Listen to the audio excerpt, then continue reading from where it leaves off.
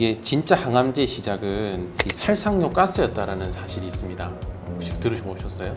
1차 세계대전 때 굉장히 많은 군인들을 죽인 무기 중에 하나가 이제 화학 무기, 그렇죠. 가스였는데 이제 그때 유명했던 게 겨자가스잖아요. 아마 그게 이제 냄새가 겨자 냄새가 난다고 해서 아마 겨자가스라고 아마 했을 거예요. 그래서 이 겨자가스가 이게 가스 자체로 살상력은 좀 낮았다고 하더라고요. 이탈리아 바리 항구라는 곳에 이제 연합군이 거기에 가스를 사실 겨자가스를 많이 모아놨었거든요. 근데 거기에 폭격이 당한 거죠.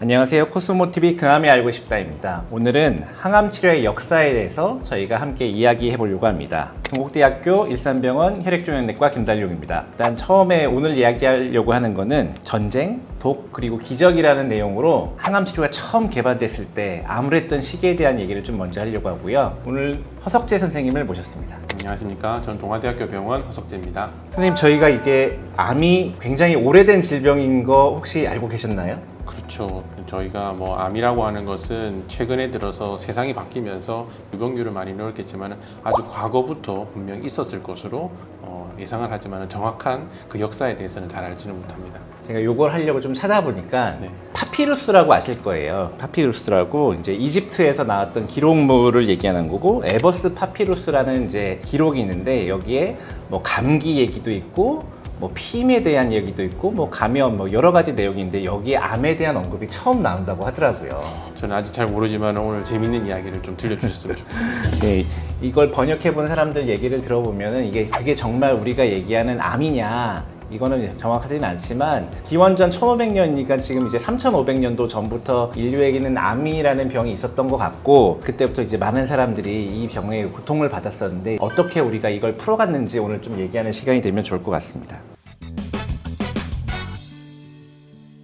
교수님께서 이제 항암 치료 역사에 대해서 이야기를 해주신다고 했는데, 지금 저희들이 말하는 항암 치료, 케모세라피라는 게 과연 그 예전부터 이렇게 정밀하게 치료를 하던 거였는지, 어떻게 시작을 되었는지 혹시 역사에 대해서 아시나요? 20세기 초에 폴 에를리라는 아주 유명한 분이 있습니다. 노벨상도 받으셨던 분이고요. 이분이 특정 질병만 골라서 때리는 매직 뷰렛, 마법의 탄환이라는 개념을 만드신 분인데, 그때 케모세라피라는 단어를 처음 썼다고 하시더라고요. 그 시대에, 그 20세기 시대에. 초에 예. 그런 발상을 했다는 것도 정말 참 대단하신 것 같습니다. 근데 이제 우리가 요 단어가 지금은 우리가 케모세라피라고 하면 항암 치료라고 생각을 하는데, 그때 케모세라피는 케모, 약을 가지고 이제 감염병을 치료한다는 개념이었으니까 이제 그때는 이제 항암 치료에 대한 얘기는 아니었던 거죠, 이게. 어쩌면 뭐 의사의 시초가 의사가 아니었던 거랑 마찬가지로 그러니까요. 항암 치료의 시초가 화학 약물을 가지고 그러니까 그렇게 하는 거 시작되었을 수도 있겠다, 그죠?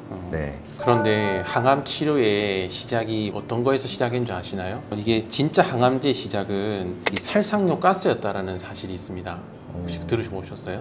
1차 세계대전 때 굉장히 많은 군인들을 죽인 무기 중에 하나가 이제 화학 무기, 그렇죠. 가스였는데 이제 그때 유명했던 게 겨자가스잖아요. 아마 그게 이제 냄새가 겨자 냄새가 난다고 해서 아마 겨자가스라고 아마 했을 거예요. 그래서 겨자가스가 이게 가스 자체로 살상력은 좀 낮았다고 하더라고요. 살상력은 되게 낮아가지고 가스에 노출돼서 직접적으로 잘못되는 사람은 적었는데 네. 화상을 일으키고, 그래서 그때 나온 그림을 보면은 군인이 이제 걸어가는데 눈을 가리고 가는, 그리고 화상이 입은 그런 그림도 있고 사진들이 꽤 보이더라고요.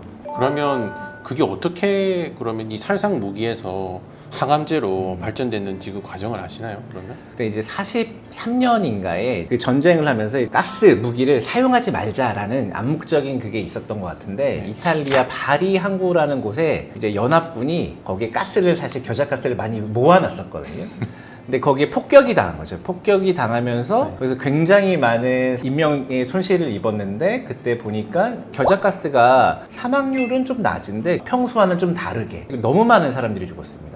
왜 그런 건지를 이제 사후 부검을 했더니 이 사람들이 왜 림프구가 없지? 이제 이런 부검 결과가 나오면서 그거를 가지고 이제 혈액암 같은 데 이용해 보면 어떨까라는 개념이 그때 처음 나왔다고 하더라고요. 그때 당시에 군의관들도 참 대단했던 것 같습니다. 그러니까요. 어째 그것을 보고 물론 많은 환자분들이 사망을 했기 때문에 사망의 원인도 밝혀보고 부검을 했는데, 거기에서 또 백혈구 수치가 많이 떨어져 있다는 것도 확인을 했으니까 물론 그것을 이제 발견한 군의관도 주고 그럼 누가 그러면 그것을 계속 연구를 이어나갔는지 아시나요? 선생님 학생 때 네. 양리학 어려웠죠? 선생님? 아이 뭐 너무 어려웠죠. 괴로웠죠. 그 양리학 굉장히 두껍고 글씨는 정말 눈곱만큼 작은 너무 이제 두꺼운 책인데 네네네. 그 양리학 책에 보면은 굿맨이라는 분이 있거든요. 정말 좋은 사람 맞나요?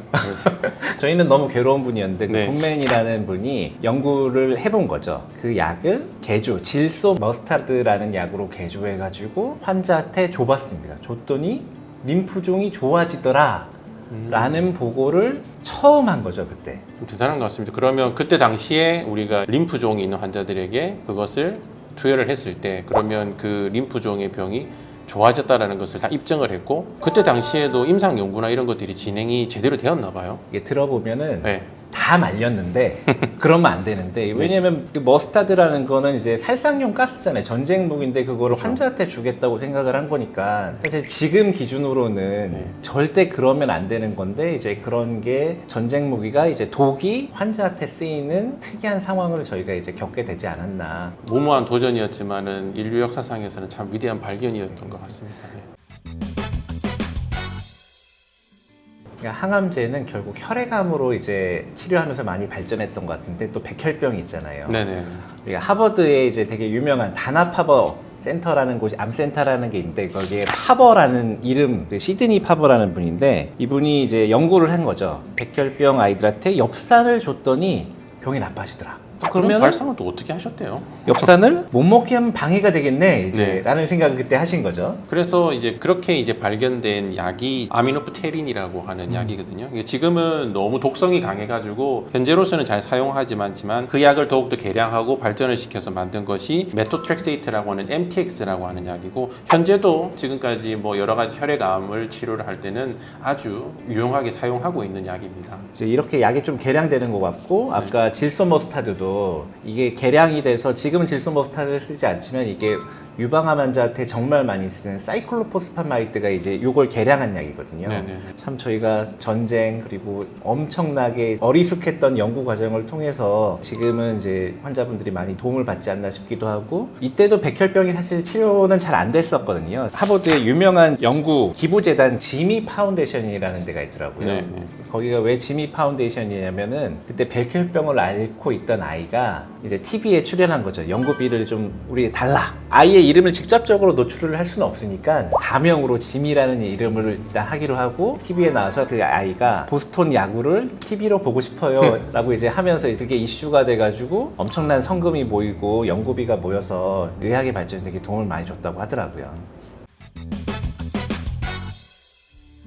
그런데 항암 치료를 하면 많은 분들이 선입견이 있잖아요. 영화나 드라마 그리고 뭐 실제 속에서도 그렇습니다. 이게 많은 구역구토 또 어떻게 보면 드라마나 이런 데서는 조금 더 과장되게 거의 베스켓이나 이런 양동이 같은 걸 잡고 계속 구토하는 장면을 보이는데 어떻게 보면 그것이 저희에게 하나의 스트레스고 트라우마일 수 있는데 거기에 따른 약물의 고형암 주로 이제 뭐 여러 가지 대장암, 유방암 이럴 때 사용하는 약들이 있는데 거기에 대한 또 역사를 혹시 좀 아시나요? 시스플라틴이라는 약이 네네네. 이제 대표적으로 구토를 10명 주면 10명 다 토하는 약이잖아요. 그러니까 우리가 예전에 봤던 드라마들 보면은 선생님 아까 말씀하셨던 것처럼 이제 항암을 하고 오면 머리카락은 다 홀랑 빠지고 이제 화장실 가서 막 토하고 있는 장면을 항상 봤던 것 같아요. 최근에도 있었고 이제 시스플라틴이 70년대에 나왔거든요. 처음 시스플라틴이 나오고 한 90년대인가 항고토제가 그때 처음 나오잖아요. 네네네.